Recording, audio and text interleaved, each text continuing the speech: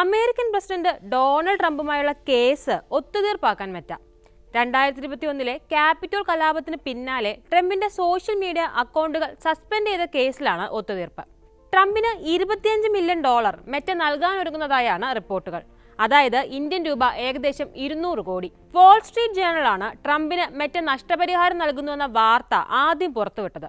ഇത് മെറ്റ വക്താവ് സ്ഥിരീകരിക്കുകയും ചെയ്തു. $25 മില്യൺ 22 കോടി ട്രംപിന്റെ പ്രസിഡൻഷ്യൽ ലൈബ്രറിക്ക് വേണ്ടിയാണ് ഉപയോഗിക്കുക. ബാക്കി കോടതി വ്യവഹാരങ്ങൾക്കും മറ്റുമായി ചെലവഴിക്കും. വാൾ സ്ട്രീറ്റ് തന്നെയാണ് ഈ വിവരങ്ങളും റിപ്പോർട്ട് ചെയ്തത്. ഇത് പക്ഷേ വൈറ്റ് ഹൗസ് ഔദ്യോഗികമായി സ്ഥിരീകരിച്ചിട്ടില്ല. 2021 ജനുവരി 6 ക്യാപിറ്റോൾ കലാപത്തിന് പിന്നാലെ ട്രംപിന്റെ ഏതാണ്ട് എല്ലാ സോഷ്യൽ മീഡിയ ഹാൻഡിലുകളും അതാത് കമ്പനികൾ സസ്പെൻഡ് ചെയ്തിരുന്നു. യൂട്യൂബും ട്വിറ്ററും അടക്കം എല്ലാ കമ്പനികൾക്കുമെതിരെ ട്രംപ് കേസും കൊടുത്തു.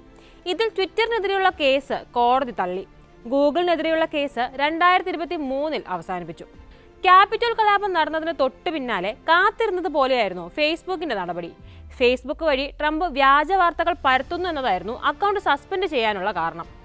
2020 തെരഞ്ഞെടുപ്പിൽ താനാണ് വിജയിച്ചതെന്ന അവകാശവാദങ്ങളും ഫേസ്ബുക്കിലൂടെ ട്രംപ് ഉന്നയിച്ചിരുന്നു.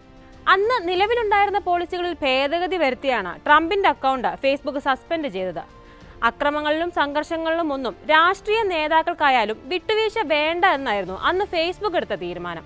ഇത്തരമൊരവസരത്തിൽ ട്രംപിനെ ഫേസ്ബുക്കിൽ തുടരാൻ അനുവദിക്കുന്നത് ഭയങ്കര റിസ്ക് ആണെന്ന് കൂടി പറഞ്ഞു സക്കർബർഗ്. നിയമപ്രകാരം ചുമത്താവുന്ന ഏറ്റവും വലിയ പിഴയും ട്രംപിനെന്ന് ഫേസ്ബുക്ക് ഇട്ടു. അനിശ്ചിതകാലത്തേക്കായിരുന്നു ട്രംപിന് ഫേസ്ബുക്കിലുള്ള വിലക്ക്. എന്നാൽ അക്കൗണ്ടുകൾ സസ്പെൻഡ് ചെയ്ത് തന്റെ അഭിപ്രായ സ്വാതന്ത്ര്യം ഇല്ലാതാക്കാൻ നോക്കേണ്ട എന്നായിരുന്നു നടപടിയോട് ട്രംപിന്റെ പ്രതികരണം. അമേരിക്കയിൽ ഇത് വെച്ച് ഉറപ്പിക്കില്ലെന്ന് പറഞ്ഞു ട്രംപ്. താൻ അടുത്ത തവണ പ്രസിഡന്റ് ആകുമ്പോൾ സക്കർബർഗിനൊപ്പം അത്താഴ വിരുന്നുകൾ ഉണ്ടാകില്ലെന്നും അദ്ദേഹത്തിന്റെ ഒരു നിർദ്ദേശങ്ങളും സ്വീകരിക്കില്ലെന്നും പ്രഖ്യാപിച്ചു. ഈ പ്രസ്താവനയ്ക്ക് ഏതാനും മാസങ്ങൾക്ക് ശേഷം ട്രംപിന്റെ വിലക്ക് 2 വർഷത്തേക്കായി ഫേസ്ബുക്ക് പരിമിതപ്പെടുത്തി. വിലക്ക് അവസാനിക്കുന്ന 2023 അക്കൗണ്ടുകളിലേക്ക് ആക്സസ് നൽകുകയും ചെയ്തു. സമാന രീതിയിൽ ട്വിറ്ററും യൂട്യൂബും ട്രംപിന് അക്കൗണ്ടുകൾ തിരികെ നൽകി. ഇപ്പോഴിതാ ഇതേ കേസിൽ ട്രംപിന് ഗുണകരമായ തീരുമാനവുമായാണ് സക്കർബർഗ് എത്തിയിരിക്കുന്നത്. പ്രസിഡന്റായി വീണ്ടും തെരഞ്ഞെടുക്കപ്പെട്ടതിനാൽ ട്രംപുമായി സഹകരിച്ച് നീങ്ങാനാണ് സക്കർബർഗിന്റെ തീരുമാനം. കഴിഞ്ഞ കുറച്ചു മാസങ്ങളായി ഒത്തുതീർപ്പിനെ കുറിച്ച് ഇരുവർക്കുമിടയിൽ നിരവധി തവണ ചർച്ച നടന്നതായാണ് റിപ്പോർട്ടുകൾ. ട്രംപിന്റെ സത്യപ്രതിജ്ഞ ആഘോഷിക്കാൻ ചായ സൽക്കാരങ്ങൾ ഉൾപ്പെടെ സക്കർബർഗിന്റെ ഭാഗത്തു നിന്നുണ്ടായി. സത്യപ്രതിജ്ഞയ്ക്ക് സദസ്സിന്റെ മുൻനിരയിൽ തന്നെ സ്ഥാനം പിടിക്കുകയും ചെയ്തു. റിപ്പോർട്ടുകൾ ശരിയാണെങ്കിൽ ട്രംപുമായി ഒത്തുതീർപ്പ് ചർച്ച സക്കർബർഗ് കഴിഞ്ഞ നവംബറിൽ തന്നെ തുടങ്ങിയിട്ടുണ്ട്.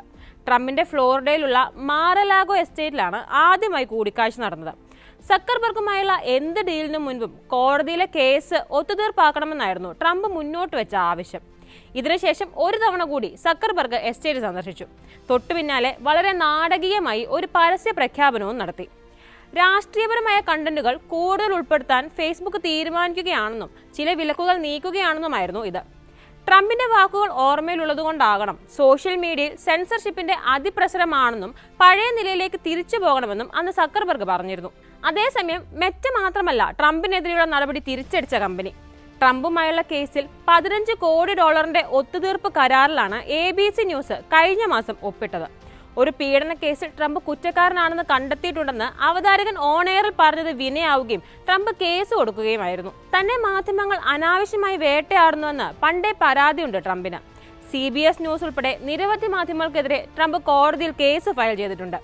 തനിക്കെതിരെയുള്ള വാർത്തകൾ വളച്ചൊടിച്ച് സംപ്രേഷണം ചെയ്തെന്നാണ് മിക്ക കേസിലും ട്രംപിന്റെ വാദം.